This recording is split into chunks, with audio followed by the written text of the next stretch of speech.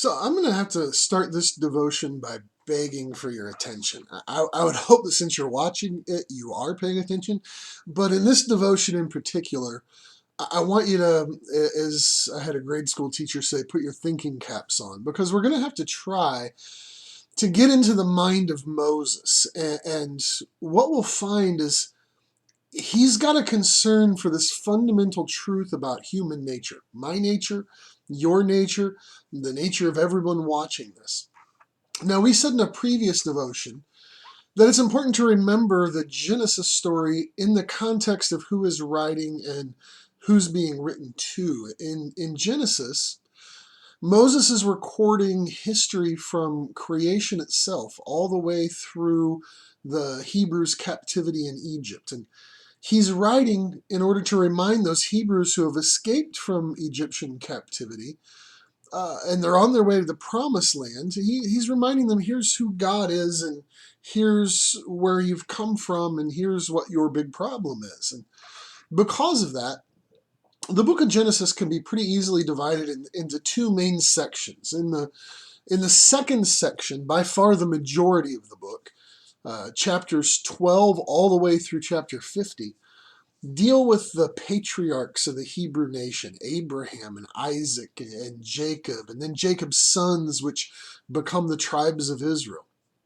But the first section is vitally important to the story, before focusing on that specific family and nation.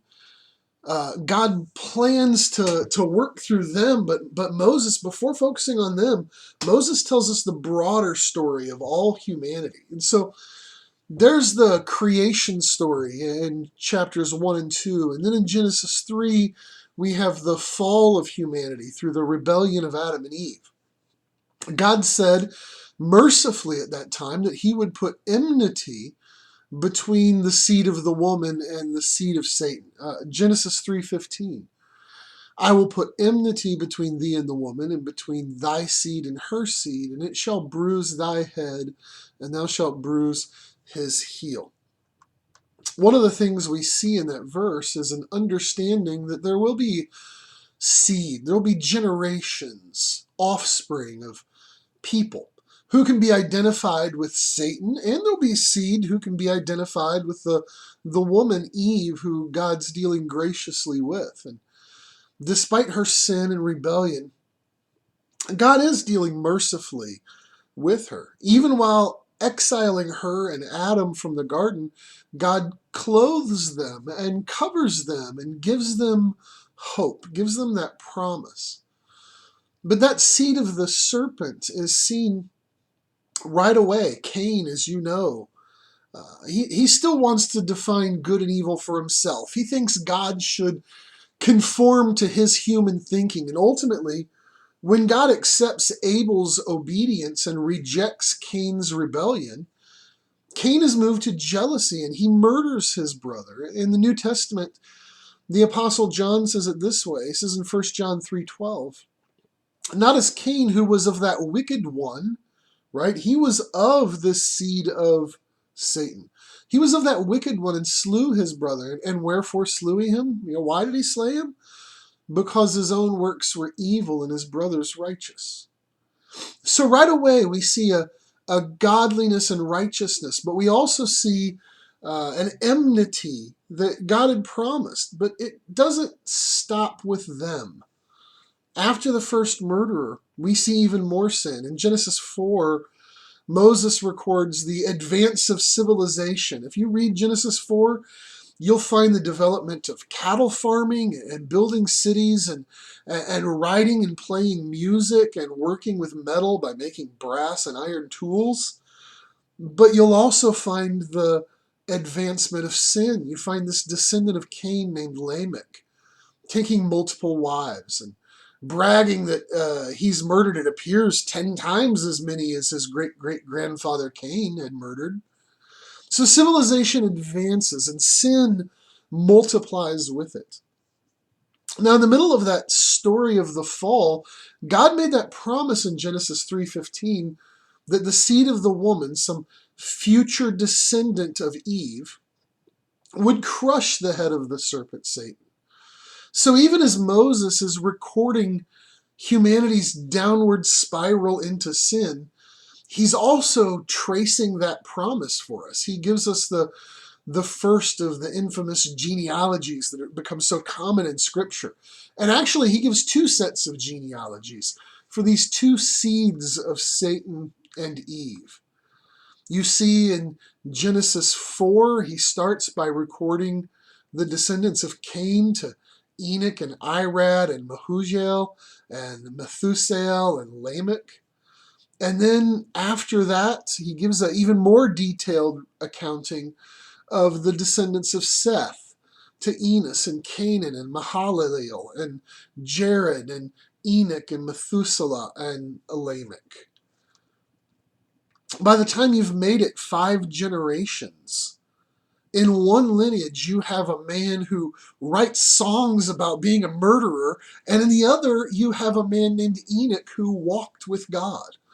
So you can see, I hope, how Moses is doing these two things at once, right? He's recording humanity's downward spiral into sin, and he's also tracing that line of promise from Genesis 3:15. And it's in that context that Moses records for us the story of the flood. Again, I use that word story, but it's not fiction. It is a true story. We would think that since God's destroyed the earth with a flood, washed it clean of humanity's sin, that of course Moses is going to record that for us. It's a vital account of human history. But you also need to see how the entire flood story fits into those two themes that Moses is developing. First off, if God is going to fulfill his promise, he won't be able to destroy everyone. There has to be that descendant of Eve who's going to come in the future and crush Satan's head. And so who do we find enter the Genesis story? Well, from the godly lineage of Seth, we see the next generation down is a man named Noah. And here's what Moses has to say about Noah in Genesis 6, verses 8 and 9.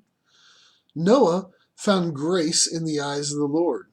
These are the generations of Noah. Noah was a just man and perfect in his generations, and Noah walked with God. By saying perfect in his generations, Moses is not saying that Noah was without sin. In fact, going forward, we're going to see that's not the case at all. But Noah's genealogy was unmarred. He's a pure descendant of Seth, and he's not connected to that lineage of Cain whatsoever. And so he's a suitable person through whom that Genesis 3:15 promise could be traced.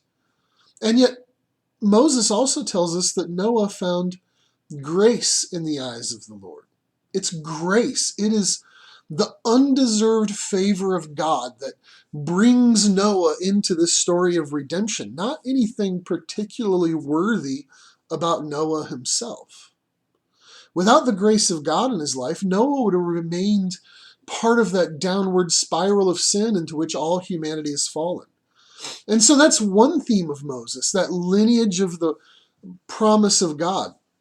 And the other theme of humanity's descent into sin and wickedness serves as an explanation for God's judgment in the flood. Look at Moses' description of humanity as he leads up to the flood account. In Genesis 6, verse 5, God saw that the wickedness of man was great in the earth, and that every imagination of the thoughts of his heart was only evil continually. Now, despite the fact that it's coming so early in Scripture, Genesis 6:5 is one of the most detailed descriptions of the problem of sin. And it is massively important if we're to understand ourselves. We've seen how we were created. We've seen how humanity rebelled. We've seen how that sin is trending worse and worse. And now we see this frank assessment by God himself of what these human creatures have become. Maybe it'd be helpful to break down some of the details of that verse and deal with the reality of sin. So let's note some facts about sin just from that verse in Genesis 6. Sin is natural. That is, it's part of our nature. Later in Genesis 8:21, this description of the imagination of man's heart is going to be repeated. And it says, the imagination of man's heart is evil from his youth. We are born with sin. It is in our nature. We also see sin is immense. The magnitude of sin is seen here. The wickedness of man is great, it says. Sin is no small issue, it's immense. Sin is pervasive. Every imagination of the thoughts of our heart are plagued with sin. Every imagination. We were made in the image of the Creator, but our creativity is bent imagination, which is encompassed by evil. Sin is pervasive in that sense. Every imagination of our heart. Sin is inward. You know, Jesus is going to come along later and teach sin's not just about outward action, but it's the inward character of the heart. But really, that's an echo of Moses here. He says sin comes from the thoughts of our heart. And sin is absolute. Those evil imaginations in our heart are, Moses says, only evil. Only evil. It's hard to imagine Moses saying, well, there's a little bit of good in everybody, isn't it? There's only evil. And then we can also see sin as persistent. If we dwell on that word continually, we'll know that this natural wickedness of our heart isn't just displayed occasionally, it is continually. Sin is persistent. The principle Moses is putting forward here, in stark terms, explains the motives of God in destroying the world with a flood. And despite all the skeptics that are out there, the flood is a literal event. God would not tolerate the rebellious wickedness of mankind. Sin is a universal catastrophe, and so we shouldn't be surprised to find the catastrophic consequences. In fact, in 2 Peter 3, the Apostle Peter uses the flood judgment as a prototype of the final judgment that's still to come. But we can't forget Moses' other principle here either. While God is determined to punish the wickedness in his wrath, we also see he's determined to save some of humanity from his wrath. He's not a God who forgets his promises. And so in grace alone, God intervenes in the life of Noah and draws him into this story of redemption. So that's what leads up to the flood. In the next devotion, we'll look at the aftermath of the flood, and what we're going to see there is how little has really changed.